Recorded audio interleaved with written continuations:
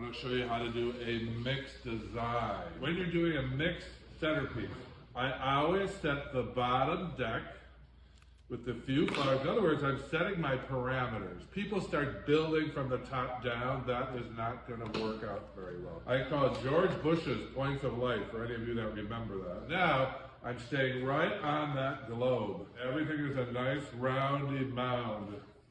I've been doing flowers for 30 years. I used to work on Wall Street in New York City. Coming around, I'm just spacing these flowers out. Little hydrangea there, little hydrangea here. This cost me about $60 to make. I'm going to sell it for about $200 per table, and I'll do 25 in a morning. It's about $5,000. My cost will be about $1,500, so I'll make $3,500 in a morning. You know, I just tweak it a little bit.